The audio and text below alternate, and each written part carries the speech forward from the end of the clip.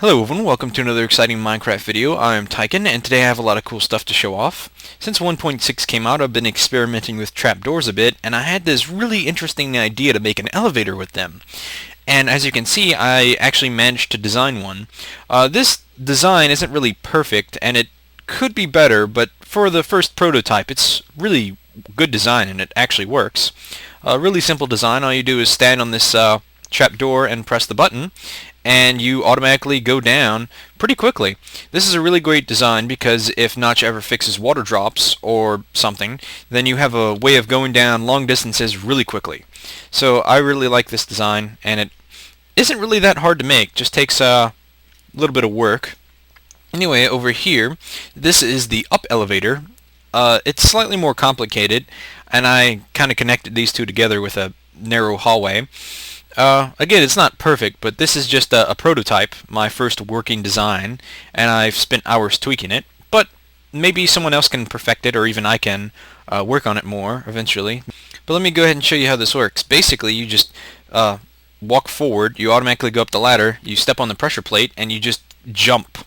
And you keep going up, and the pressure plate, the trapdoors close as you jump, and you pretty much just keep going all the way up. It's really tricky to do and kind of hard to get used to. You'll probably, fail a lot. You can adjust the timers though, where it's slower, where you don't have to really worry about making the jump. But this is the first working model, so it's a little different. But anyway, it's really cool too because since it's kind of hard to get up, it basically means anyone else that comes on your world or come around your base is a lot less likely to get up. But anyway, I took my basic elevator idea and decided to try something else. I showed one of my friends, and they thought, well, yeah, that's kind of tricky to get up, which actually had a really valid point. While even though it's a little tricky, you can still get used to it and get up easily. But it's also a really great design for puzzles or, like I said, things you really want to protect where only you can get to. This is a basic little design. These are stairs that fold out. Let me kind of give you a demonstration. They kind of take turns folding out. And essentially, it's to make sure only you can get up in time, or someone else that really wants to get up there. This is also really good for puzzle maps that really like to add those little jump challenges. And there's a camera sheep. But anyway, let's go ahead and push him out of the way and try this. You just press the button, jump, and fail, apparently. Let's go ahead and try that once more. You basically have to time your jumps correctly. Once you get up here on your little pad, you can see it's pretty much inaccessible. Well, I mean, people can still get up, but I mean, there's always ways around that. Over here, I decided to put a glass top so you can see how this works pretty easily. It has the button which provides constant power to all the trapdoors which hold them up, since they're generally down in their off position. When you press the button, the torch turns off and turns off the signal for all of these. They're all on timers which increase the further out. That way you have time to get up before they close, since you don't want them all opening and closing at the same time, or else you won't be able to get up. Anyway, let's go ahead and go over here. Oh, and I apologize if there's no sound in this video. One of the problems about the trapdoor elevator is it's pretty noisy. So I decided to spare you all that horrible clicking noise. There's the camera sheep again.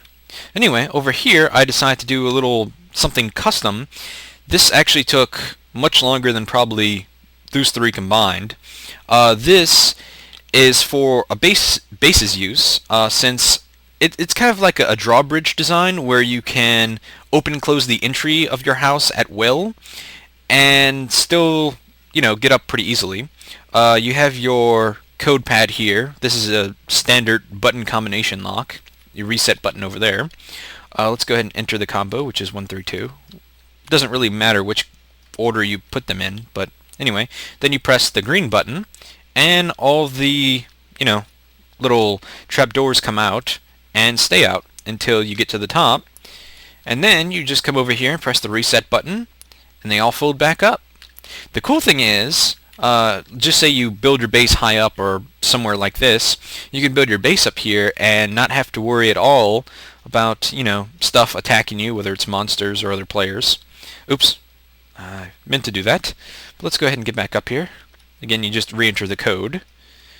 And so far I've tested it, and it worked every time without fail. Well, since I've perfected it anyway. Again, you just press the reset button to get rid of them. But the cool thing is, I also decided to put in another button, which took a while. Some of this redstone wiring was really tricky, although I've simplified it since then. I've tweaked it a lot. But anyway, I have open stair button, which pretty much just opens it for you to get down pretty easily. You don't even have to jump, you can just walk down.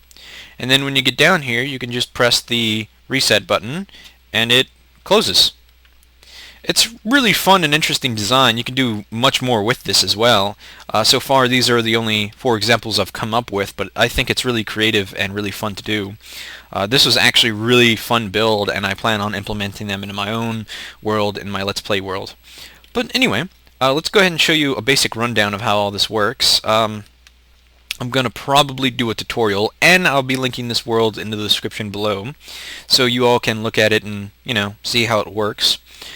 These torches right here aren't really necessary, but I did it simply because I didn't want a gaping hole right here for the wiring to come down. Anyway, as you can see, it's pretty much similar to the other design where the current from the button comes down and goes up to the trapdoors. This is your basic combo lock. If you hit the wrong numbers, in this case 4 or 5, the current stays on and prevents it from turning off. Once all that's off, you have your button, which comes down here to it's a memory cell under the ground. I couldn't fit it on top because the wires would connect to each other. Basically, the button wire has to be off, which comes from, no wait, I think it has to, yeah, it has to be off, which when you press the button, it makes the memory cell stay off, and then when you reset it, it turns the memory cell back on, as well as resets all these. Again, I'll go into a more in-depth guide eventually, when I can get to it, but it looks like a complete mess, and many of you probably just getting a headache looking at all this stuff. So I'll do a more in-depth, really simple tutorial. This is all really, really simple, actually. It's just many components all clipped together, but they're all simple components nonetheless. But it looks like it's starting to get nighttime and towards the end of this video. I hope you all enjoy it, and make sure to check the description below for the save file, and I'll see you guys next time.